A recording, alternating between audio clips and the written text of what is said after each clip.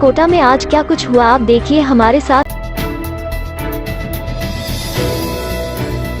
कोटा नगर विकास न्यास के दो बड़े प्रोजेक्ट चंबल रिवर फ्रंट और ऑक्सीजन का 12 और 13 सितंबर को होने वाले उद्घाटन की रिहर्सल रविवार को की जाएगी। जिला कलेक्टर ओपी बुनकर के अध्यक्षता में शनिवार को नगर विकास न्यास के सभागार में बैठक आयोजित की गई, जिसमें उद्घाटन समारोह की तैयारी को लेकर विस्तार से चर्चा की गई। बैठक में बताया गया कि उद्घाटन समारोह से 2 दिन पहले 10 सितम्बर को समारोह की रिहर्सल की जाएगी। समझ में मुख्यमंत्री अशोक गहलोत समेत पूरी कैबिनेट कोटा में मौजूद रहेगी। 12 सितंबर को सुबह 9:30 बजे चंबल रिवर फ्रंट का उद्घाटन होगा और 13 सितंबर को सुबह 9:30 बजे ऑक्सीजन सिटी पार्क का उद्घाटन किया जाएगा। जिला कलेक्टर की अध्यक्षता में आयोजित बैठक में आर्किटेक्ट अनूप बरतुरिया, नगर विकास न्यास के विशेष अधिकारी आरडी मीना, सचिव मानसिंह मीना, शहर सपा Sharad Chaudhary, ADM city Brijmohan Bairwa, ADM प्रशासन राजकुमार सिंह समिति अन्य अधिकारी मौजूद रहे।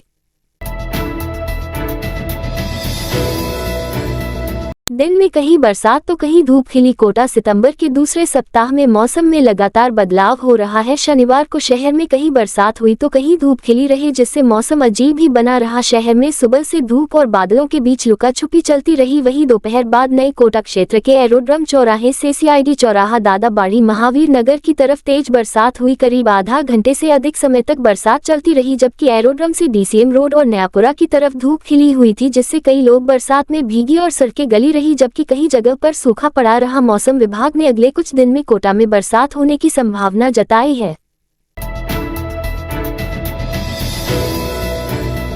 कर्ज के चलते मां बेटे ने किया सुसाइड। पुखराज डिवाइन मल्टी स्टोरी के फ्लैट मिले दोनों के शव। कोटा बोरखेड़ा थाना क्षेत्र में शनिवार को मां बेटे ने जहर खाकर आत्महत्या कर ली। सूचना पर पहुंची पुलिस ने दोनों के शव को मोर्चरी में रखवाया है। बताया जाता है कि दोनों मां बेटे कर्ज से परेशान चल रहे थे। पुलिस इंस्पेक्टर जितेंद्र सिंह ने बताया कि सतवेंद्र कौर उम्र 58 साल अपने 29 वर्षीय पुत्र रोबिन सिंह के साथ 80 फीट रोड बोरखेड़ा स्थित पुखराज डिवाइन मल्टी स्टोरी के फ्लैट नंबर 302 में रह रही थी। सतविंदर कौर के पति की मृत्यु के बाद उनके रिश्तेदारी देखभाल कर रहे थे। उन्होंने बताया कि दोपहर रिश्तेदार का फोन आया और उन्होंने जानकारी दी, सतविंदर कौर, हमारा किसी का पिछले 2 दिन से कोई फोन नहीं अटेंड कर रही है तथा पड़ोसियों से भी पता करवाया गया तो उन्होंने दरवाजा खटखटाया लेकिन दरवाजा नहीं खुला है। इस पर पुलिस थाना अधिकारी टीम के साथ फ्लैट पर पहुंचे और अंदर से बंद कमरे के गेट को तोड़कर अंदर प्रवेश किया तो दोनों माँ बेटे एक पलंग पर पड़े हुए थे, जिनके मुंह के पास ही उल्टियां हो रही थी तथा गंदगी फैली हुई थी और जहर के पाउच पड़ा था। पुलिस को मौके पर सुसाइड नोट भी मिला है, जिसे पुलिस ने जब्त कर लिया है। पुलिस ने दोनों के शवों को मोर्चरी में रखवा दिया है। पुलिस मामले की जांच करे।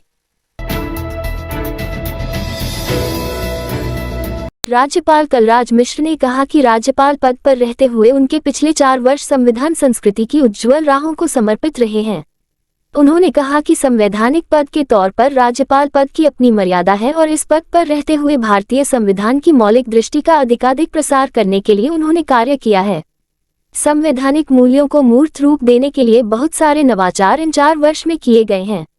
मिश्र ने राजभवन में अपने कार्यकाल के 4 वर्ष की प्राथमिकताओं और आगामी वर्ष की कार्य योजना के बारे में संवाद किया। उन्होंने कहा कि संविधान निर्माण और लागू होने की ऐतिहासिक यात्रा की अमिट छवि लोगों के मन में प्रभावी रूप से बने। इसका जो संकल्प उन्होंने लिया था वह इस वर्ष राजभवन में देश के पहले संविधान पार्क के निर्माण के रूप में पूर्ण हुआ है।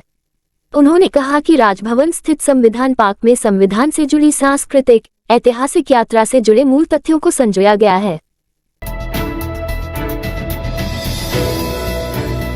जेडर के बैंड की मनमोहक परफॉर्मेंस के साथ जेसीआरसी ओरिएंटेशन परिचय का समापन हुआ। ओरिएंटेशन के तीसरे एवं अंतिम दिन भी विद्यार्थियों का उत्साह बरकरार रहा। लेफ्टिनेंट कर्नल पीयूष जैन और एचसीएल एजीएम मनीष दंडोना द्वारा अंतिम की नोट सेशन लिए गए। अनवाइंड अनस्क्रिप्टेड सेशन के जरिए लीडर्स ने बच्चों के साथ देश सेवा, blood donation, anti ragging, academic सहित कई मुद्दों पर की चर्चा। एसआरसी क्लब के सेशन को भी जोड़ा गया, जिसे देश की पहली थॉट लेबोरेटरी बताया गया। एलुमिनी सेल और पीआर एंड मीडिया ग्रुप द्वारा लिए गए सेशन में जेसीआरसी एलुमिनी नेटवर्क को राज्य का बेहद मजबूत और लार्ज नेटवर्क बताया। केशव गुप्ता के निर्देशन में नाटक जैसा तुम कहो का मंचन रविंद्र मंच के थिएटर में हुआ। नाटक एक फैमिली ड्रामा था जिसमें पति पत्नी की नोक झोंक के माध्यम से कहानी को आगे बढ़ाया गया। इसके साथ ही बच्चों के विदेशों में सेटल हो जाने के मुद्दे के दर्द को भी रेखांकित करने की कोशिश किया गया। नौकर की भूमिका को विदूषक की तरह पेश किया गया है। नाटक में आम घटनाओं के माध्यम से भारतीय लोगों के विदेशी आकर्षण पर कटाक्ष किया गया है।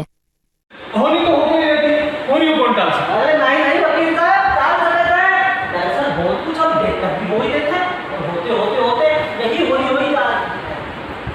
खैर छोड़िए वो सब। इस रात की सुबह नहीं होती जब तक हाथ में उसकी गर्माहट नहीं होती। चाय का प्याला, अखबार साथ पुराना है, मिट्टी से जोड़ता है। खबरों की खुशबू से सारा घर महकता है। हर रंग में ढला कहानियों से किस्सों तक ले जाता है बेरोक टोक। देश के हर हिस्से तक ये हकीकत का आईना है। ख्वाबों को सच करके दिखाता है। दैनिक नवज्योति, आपके लिए, आपके साथ।